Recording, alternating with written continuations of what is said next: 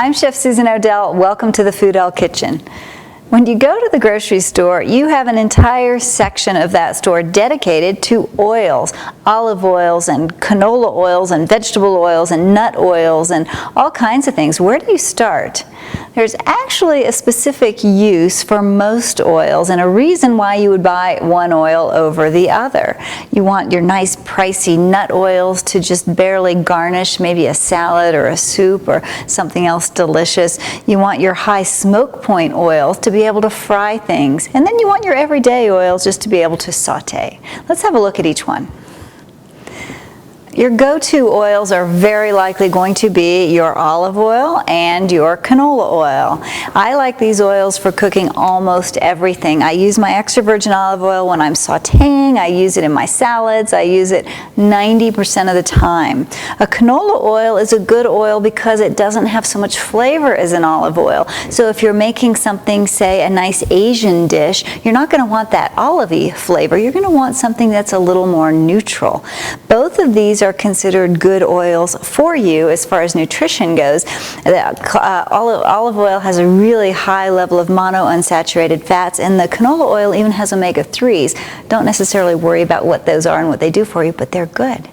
Canola oil is a really good substitute for your vegetable oil. If you've been buying vegetable oil, stop and buy canola. And be sure to buy this expeller pressed. What that means is it uses a mechanical process to extract the oil from the rape seeds, which is where canola comes from. Canola actually stands for Canada oil, as an aside.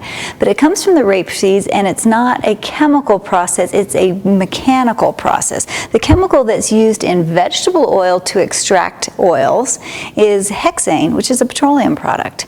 You don't really want that in your food. And vegetable oil is a combination of vegetables. It comes from things like soy and corn and safflower and sunflower, which are all good individually, but when you combine them together to try and get a beautiful clear oil, it's a process that you don't necessarily want to eat the result of. I put flaxseed oil out here too. Flaxseed oil I don't use so much as for cooking. I use it for garnishing or adding to things purely to add nice nutritional punch to dishes. It's got a little bit of a nutty flavor and it's really good, but it's got high omega-3s, and if you're feeling that you need a little more oomph in your day, if you need a little more brain power, if you want to feel better, add a little flaxseed oil. I put it here because it's one of the good oils as far as health goes. If you want to fry anything at all, you want an oil with what's called a high smoke point. I say I use my extra virgin olive oil most of the time, which I do, but it tends to burn much more quickly than these other oils. Here I have some grapeseed oil and some peanut oil. Both of these can be heated up until over 450 degrees Fahrenheit without burning. So if you're cooking French fries or making donuts, you probably wouldn't do that, or anything that's fried, you want an oil with a high smoke point. And these are two really good choices. Your peanut oil will add a little bit of flavor, so it's really, really good when you're doing French fries. But grapeseed oil adds hardly any flavor, so if you're doing something sweet, like a donut for example, then you probably want something a little more tame.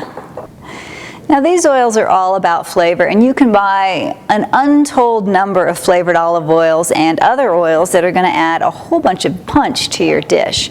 First of all, this is a coconut oil, and it's a virgin coconut oil. It's same type of expeller pressing. There's no chemicals involved. And coconut oil got a really bad rap because it's a saturated fat, and it's one of the few oils that is an actual saturated fat, but it's a good saturated fat. It still has a lot of health benefits. I love to toss my homemade granola with coconut oil rather than canola oil. It just gives it a delicious flavor.